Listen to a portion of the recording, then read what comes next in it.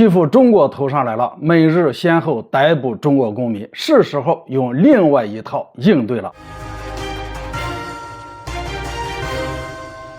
大家好，我是肖银华。美国国务卿布林肯访华结束以后，美国政府很快就翻脸不认人了。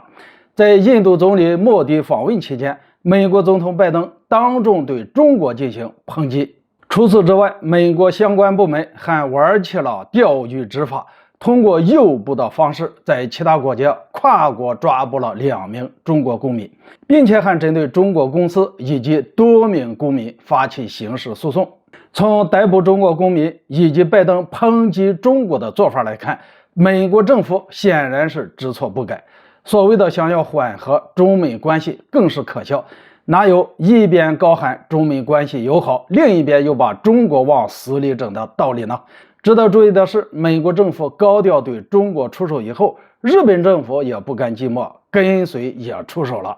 据媒体报道，近日日本警方逮捕了一名叫犬横道的中国籍研究员，曾在日本尖端技术研究机构担任要职。日本警方抓捕的理由是，他曾向境外企业提供研究数据，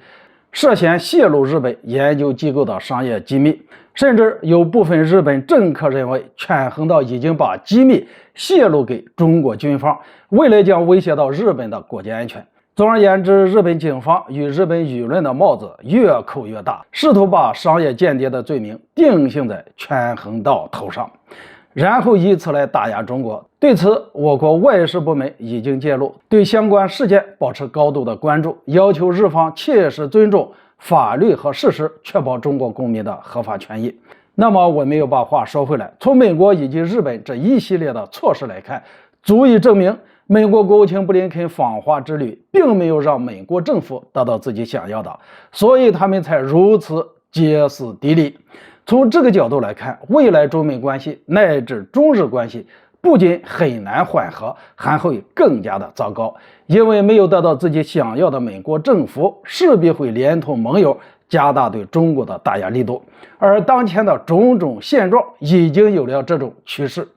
现如今的中美矛盾早已经不是局部矛盾，而是美国想要维持霸权，中国不放弃继续发展的权利，继而对美国形成强力的挑战。这种矛盾本质上是结构性矛盾，它的特殊性就是无解的。就算中国现在保证不会挑战美国霸权的地位，美国也不可能相信。所以中国是时候对美国放下仁义之心，用另外一种方式应对这些豺狼虎豹。在过往，我们对美国、对日本讲仁义道德，讲大格局，讲命运共同体，但他们听不进去，因为这些国家奉行的永远是丛林法则、零和博弈那一套，不分出个你死我活，他们不会善罢甘休。